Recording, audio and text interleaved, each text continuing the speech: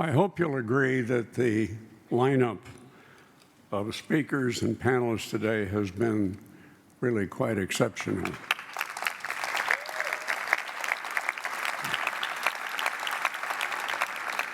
I was not referring to myself, of course. I am happy to report that we're going to end the day on a very high note. John Boehner has represented his district in Ohio for nearly 22 years. As the 61st Speaker of the House of Representatives, John Boehner is at the center of every critical policy decision in Washington. I look forward to hearing the Speaker's thoughts on how the fiscal situation, particularly in December and January, will or should unfold, and how the deadlines will influence Republican plans to deal with our long-term deficits. I suspect that as one of 12 children, Speaker Boehner knows a fair amount about negotiation and compromise. So I am also interested in his views on how we can work across party lines and reach out to Americans of all persuasions to find agreement on the tough decisions that will have to be made. Following his remarks, Speaker Boehner will be interviewed by Erin Burnett, host of CNN's nightly news program, Erin Burnett, OutFront, and Erin is also CNN's chief business and economics correspondent. Please welcome Speaker John Boehner and Erin Burnett.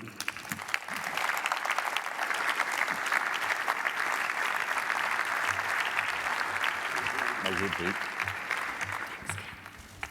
Well, Pete, thank you for that introduction. And let me just say to all of you, it's an honor to be with you in this historic Mellon Auditorium.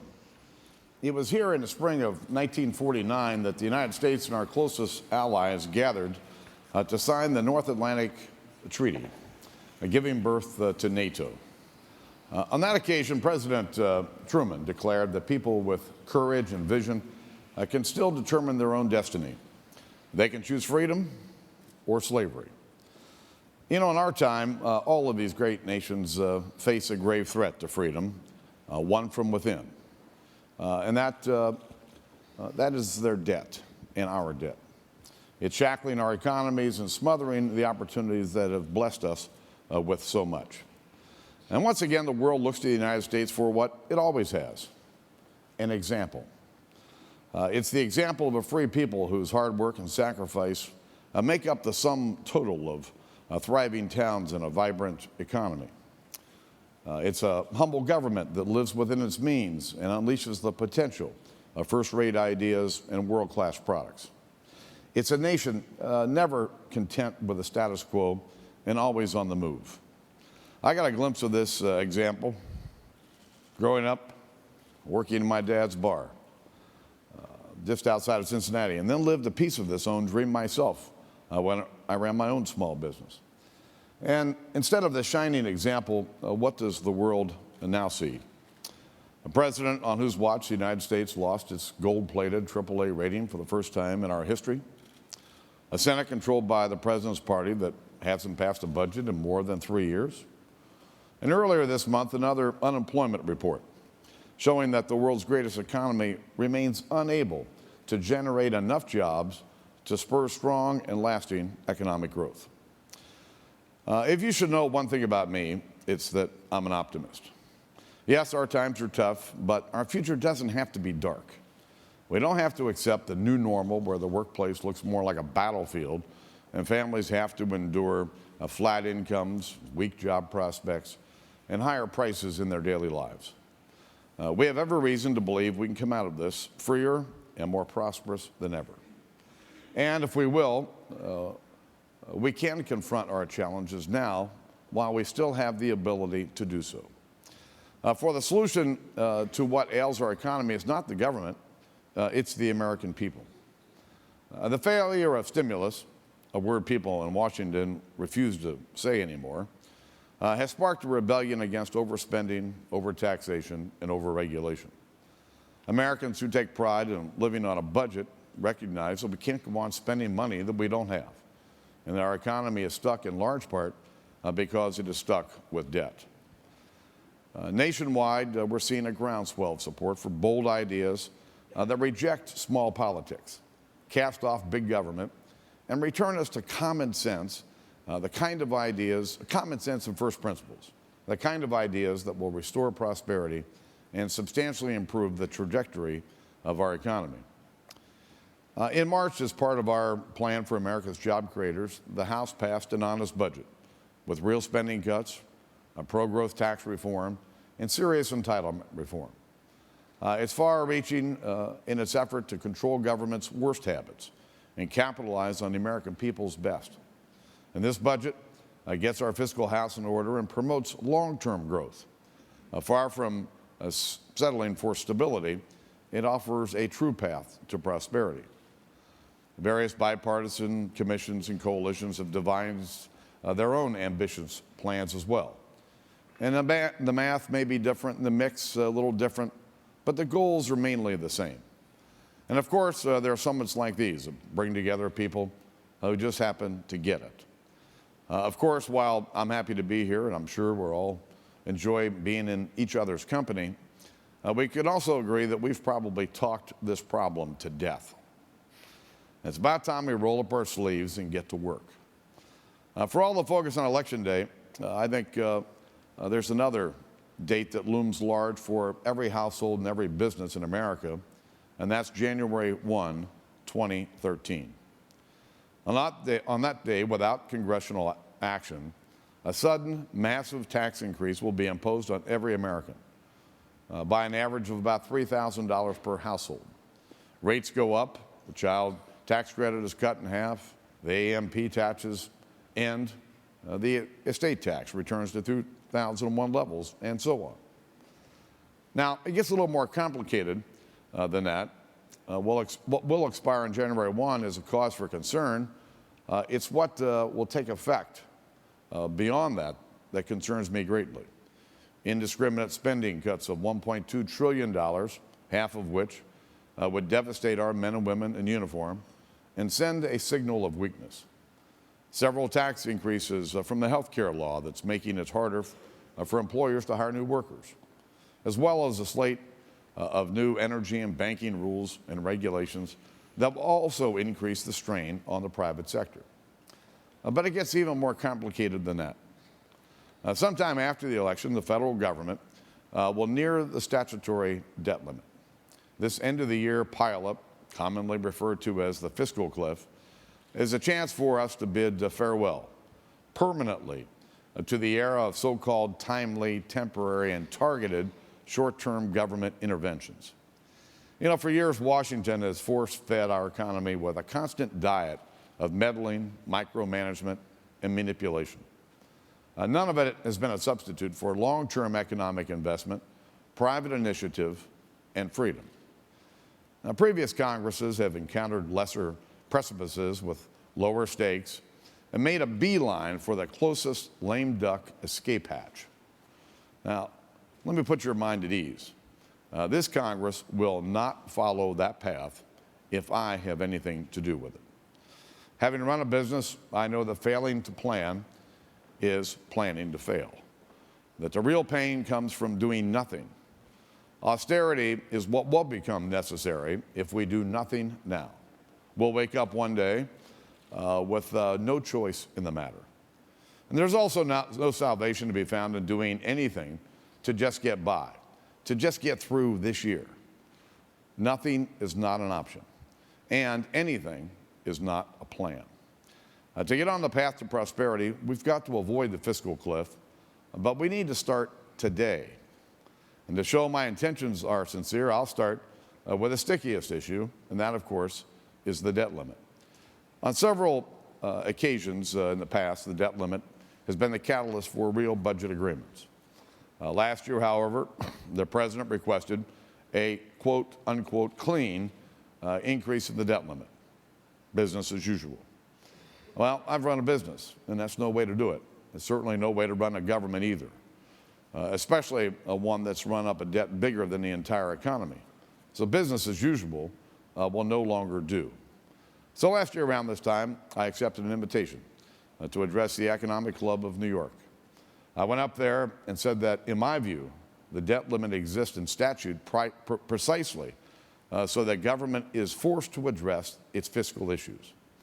Yes, allowing America to default on its debt would be irresponsible.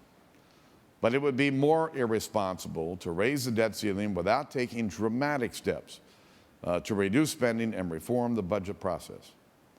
Now, we shouldn't dread the debt limit. Matter of fact, I think we should welcome it.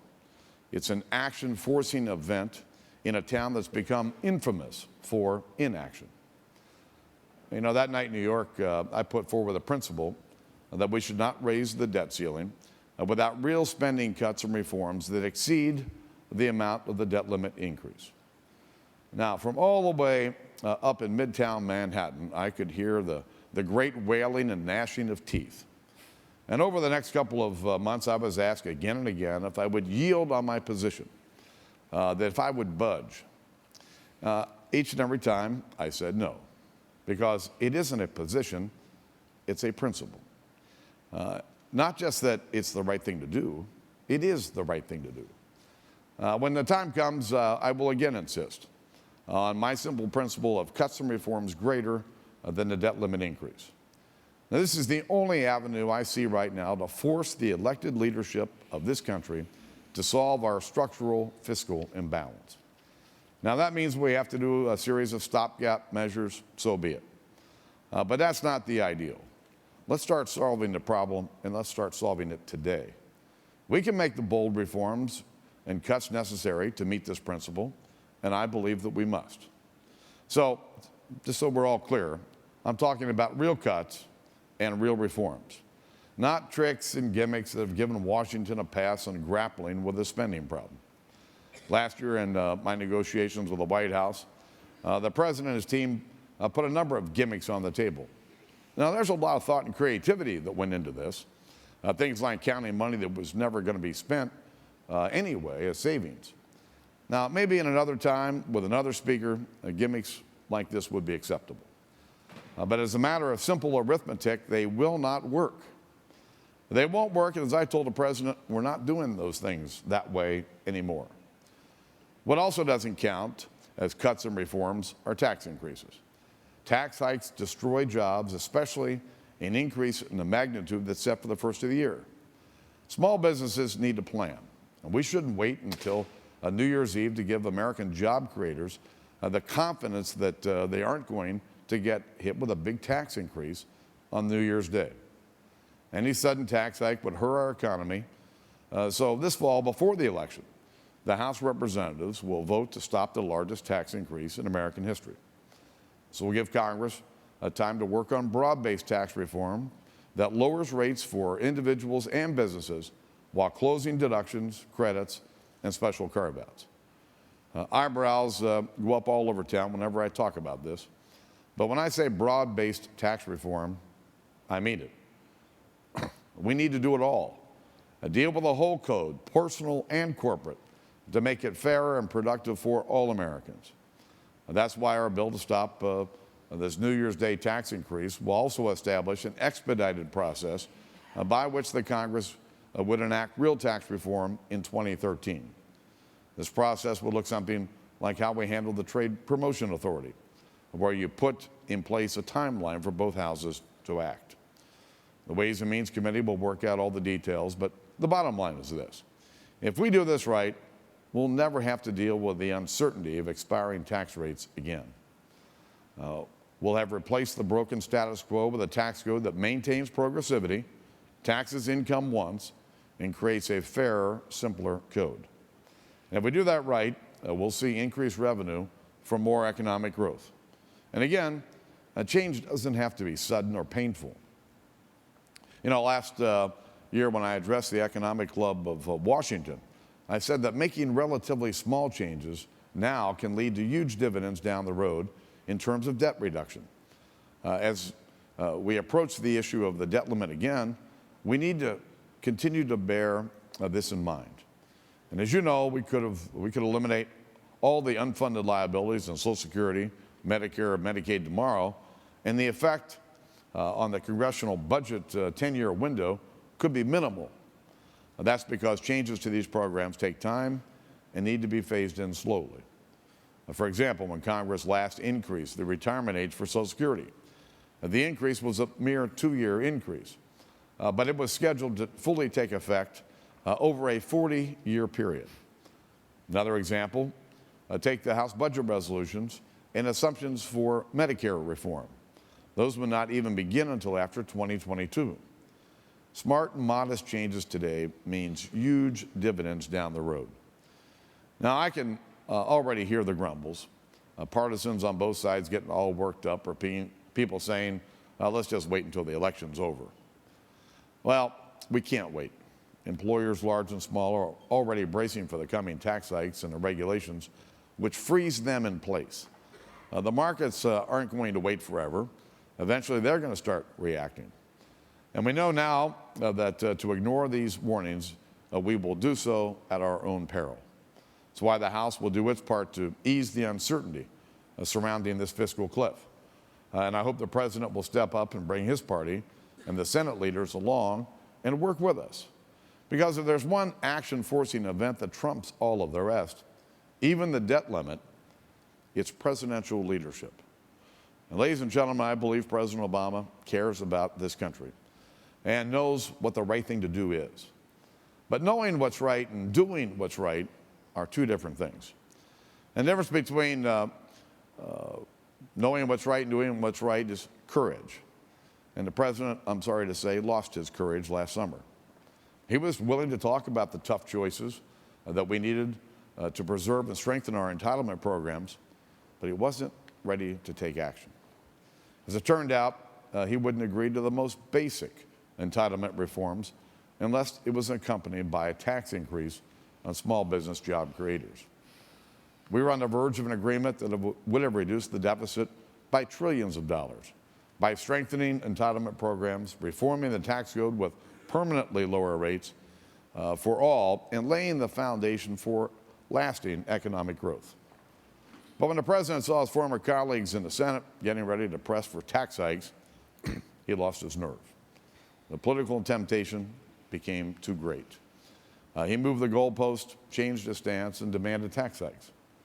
Now, we ended up enacting a package with cuts and reforms larger than the hike, but it could have been so much more. And the letdown was considerable.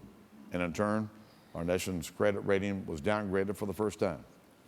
Well, it should also be the last time that happens, which is why I came here today. If the president continues to put politics before principle, or party before country, as he often accuses others of doing, our economy is going to suffer. And we'll miss our last chance to solve this crisis on our own terms. But if we have leaders who will lead, and if we have leaders with the courage to make the tough choices and the vision to pursue a future paved with growth, then we can heal our economy again, and we can be the example for all to follow. Listen, I'm ready, and I've been ready. I'm not angling for some higher office. This is the last position in government I'll ever have. But I haven't come this far to just walk away.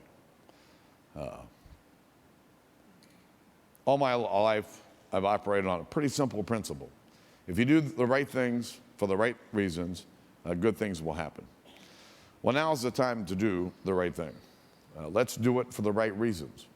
We don't need to be dragged kicking and screaming. Frankly, that's not the American way.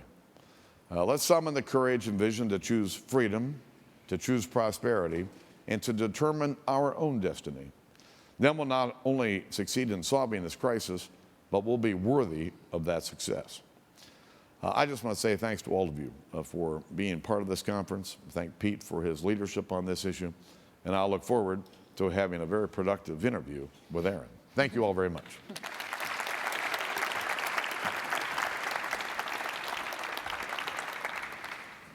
Mr. Speaker, thank you very much. And I just wanted to start off by, well, I had an idea for saving some money, first of all. Air conditioning in this place, if they turned it down a little bit, I don't know, probably a couple $1,000 we could send. I don't know, it feels pretty good to me. It's like sitting next to Mark Haynes. We had that fight every single morning. I wanted to start by asking you, just sort of in a nutshell, if you had to say, how bad is it? People talk about fiscal cliff. We talk about sort of a fiscal Armageddon coming our way. How bad is the situation right now for us? Well, one only has to look at what's happening in Greece today, what's happening in Spain, much less Portugal, Ireland. I can go down the long list, where they've waited too long. And as a result, the markets are going to dictate what happens there. And their ability to solve their own problems has all but diminished. And so as I look toward the end of this year, there's no reason for Washington to just kick the can down the road, where we put the next election in front of the next generation. We've got a serious problem coming at us. But I'll say this, regardless of what happens in the election, the electorate will take care of that. The next 2 years could be the most consequential 2 years we see in Washington and have seen in the last 50 or 60 years, because these problems are not going to go away. And we can't cut our way to prosperity, nor can we grow our way out of the problem. I think there are three big components that we need to embark on if we're serious about solving this problem. Well, one, we need real economic growth. To get real economic growth, we've got to reform our tax code, as I said, both personal and corporate. Lower the rates, make it fairer for everyone, and we need to get the regulatory juggernaut in this government off the backs of the private sector. Listen, I want clean water, I want clean air, but my God, the regulatory nightmare is scaring every employer in the country. So if we get the regulatory juggernaut under control, we have real tax reform. The third component is we've got to do something about our spending. Today, we've got 10,000 baby boomers retiring every day. That's 70,000 a week. That's 3.5 million people this year. And this is just the beginning of the baby boom bubble. So this is going to go on for the next 20, 25 years. And that's why it's so important for us to begin to solve this problem. In 1990, when I was the first-time candidate for Congress, I said this: the sooner we begin to make the changes necessary in our entitlement programs, the easier it will be to make those changes to make sure that these programs are sustainable for the long term. For 20 years, Washington hadn't done much. And we've waited almost too long. The sooner we get on this problem, the sooner we solve it, the sooner we'll be finished with it. Listen, everybody knows what the menu is. It's just a matter of having the guts to choose things on a menu. It's not much like going to dinner. You're going to make a choice about what you're going to have for dinner. Right. Well, we know what the problem is, and we know what the menu choices are. It's a matter of both parties getting together and coming to an agreement on what it is on the revenue side, what is it on the cutting side. So I saw Tim Geithner today on his way out, and I said, so what's going to happen with the debt ceiling? I said, I don't know if Speaker Boehner is going to do it. He said, nope, you're wrong. He knows in his heart. He knows in his heart it's the right thing to do. He was smiling, but he wasn't joking. Oh, I know. And that was before I saw your speech. So the debt ceiling going to go up? I think I made it pretty clear right here. Allowing the debt ceiling to go up without addressing our fiscal challenge would be the most irresponsible thing that I could do. But are you going to let it run out last time? Because I know in the speech, you said under this I president didn't we want lost it to our run out AAA. last time. It took me 8 months to get people interested in actually talking about fixing the problem. So You're going early now. Let's start now. Why are we going to wait till after the election? Because it's inconvenient? Might impact the election? Let's begin the process and the discussions now. There's no reason to wait until we run up against the ceiling. I mean, I feel like everyone would agree with that. But laying it out that you have to have the cuts and the reforms that are equal to or greater than the debt increase. Chris Van Hollen said that's a line in the sand, sort of saying that's the partisanship that. It is a line in the sand because Washington has kicked the can down the road, kicked the can down the road, kicked the can down the road, and the American people think we're crazy. They're ready for Washington to take action. I'm here. I'm ready to do it. Let's go.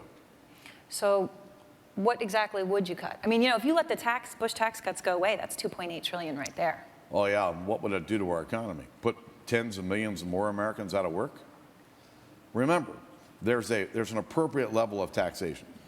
that will generate maximum income to the federal government if we get more Americans working.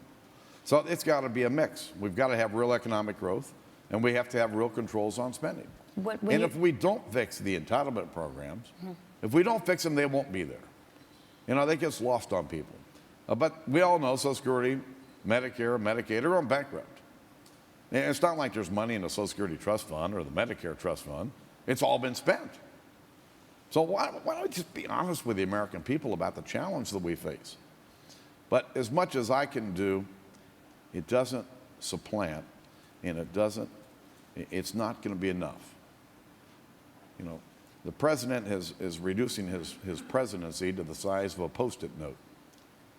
This is the president of the United States, the leader of the free world, who ought to be taking an active role in this conversation. He ought to be taking, this is the #1 challenge facing our country. And he's worried about all kinds of other little things. So the one thing that always frustrates me, though, is it's sort of rhetoric like that, to be honest, is, you know, you saying, well, he's reducing his presidency the size of a Post-it note. And Democrats say you're being intransigent and you're putting these things out there in lines in the sand, and it quickly devolves into two sides pointing fingers when people really do want to get this problem solved. But there's these... Listen, I'm the most transparent guy in this town. And, you know, as I like to say, I speak English. You know, I have got a 22-year record of just being myself. The president and I have a very good relationship. We understand each other. We get along well. You know, we believe in a different role for the federal government. But having said that, the American people expect us to find common ground and to help solve America's problems. My greatest disappointment over the year and a half that I've been Speaker is that the president and I couldn't come to an agreement to take a big chunk out of our long-term debt. Our economy would be better today if we were able to have done that. Our fiscal situation would be better. And frankly, it would have set an example for the rest of the world. This is important to do. So I want to just get to something that I always ask about. And you did make it clear, I think, at the podium, but I want to follow up. When you said reforms or cuts. I get what cuts are. We could all debate what they're going to be, but we all know what the word means. Reform could mean anything. First thing I said was... Budget reforms is what I was talking about, but reforms to all kinds of different programs. So it could be Medicare, it could be Social Security. It could also be, theoretically, closing loopholes so that some people in this country end up paying more in taxes than they're paying. And I just want to make it clear that when people talk about this whole tax increase, you may not like the word, but in your world, some people will pay more in taxes post your reform than before it, right? Well, but the idea here is we're going to bring the rates down for all Americans and clean out the loopholes where some get off scot-free. Right, so that math is where I could pay more, you could pay more, someone would pay more. Every American's rates will come down. That's the political point, I get it. But the overall payment, I could pay more, right? Hey, we're going to bring everybody's rates down. And when you bring everybody's rates down and you clean out the underbrush, yeah, some Americans may pay more, some may pay less. So one more thing on this debt ceiling, and I have to ask it because Chris Van Hollen brought it up here and I checked it. He was talking about the Paul Ryan budget, which obviously you supported. According to the CBO, that would require a $5.2 trillion increase in the debt ceiling over the next 10 years. Just as it was. Yeah, the big bad, so you'd be okay with that the debt big ceiling bad increase. House Republican budget that would just gut everything under the sun, according to my friends across the aisle, would still require a $5 trillion increase in the debt ceiling over the next 10 years. Why? Because of the great big demographic bubble, baby boomers like me, that are going to retire and continue retiring for the next 20, 25 years. It's a big challenge. So it's not every increase in the debt ceiling that you're going to say has to be matched one for one. It's a point you're making with this one to try to force overall reform. Well, willing to borrow for your plan. No, I don't know how long I'll be around here, but that was the line in the sand last year. It's the line in the sand this year. And guess what? As long as I'm around here, I believe that line in the sand will be there. Understand the basis for this. What I'm trying to do here is use the debt ceiling. It's an action-forcing event to force the process here to deliver more change than what it would produce on its own. It's as simple as that. One final question, and this goes to sort of, I think, the frustration so many Americans feel with the political process right now. You've been doing this for 22 years. A lot of people have talked about, You wanted to have a legacy, to make a difference, to go out and have this on John Boehner's name. But do you think democracy is part of the problem? Then in democracy, people are always going to vote for more things. They're never going to vote to take them away. Now the payroll tax is down. Good luck ever having to go back to the way it was. Good luck with a lot of these things. I mean, is democracy going to be what sends us over the cliff? We're in our 223rd year of our experiment in democracy and representative government. And, it's not worked well. I mean, if you go back to the days of the Greeks or the Romans, there's some point at which they had problems. And they had problems because leaders along the way didn't stand up and lead. Listen, America is the greatest country on earth. We represent 2% of the world's population, yet we represent 25% of the world's economy. Why? Because Americans have had the freedom to succeed. They've also had the freedom to fail. They've had the freedom to innovate, the freedom to grow. And it's that America that gave me an opportunity to run a small business, to be here, gave you an opportunity, gave everybody in this room an opportunity.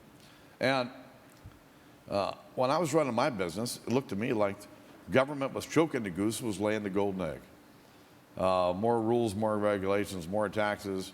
And I got involved in this for one simple reason, to make sure that what was available to all of us is available to our kids and our grandkids. I'm a pretty simple guy. There's no Machiavellian distortions in my view of who I am or why I'm here. But America can be, once again, the greatest nation on earth. We can provide opportunities for our kids and grandkids, but we need to act. No more talking. Time for action is now. All right. Well, I didn't even realize our clock had run out, so I have to leave it there. But thanks very much. Appreciate Erin, it. Thanks thank to all of you. Thank you all. Thank you. Ladies and gentlemen, please welcome Peterson back. Thank you.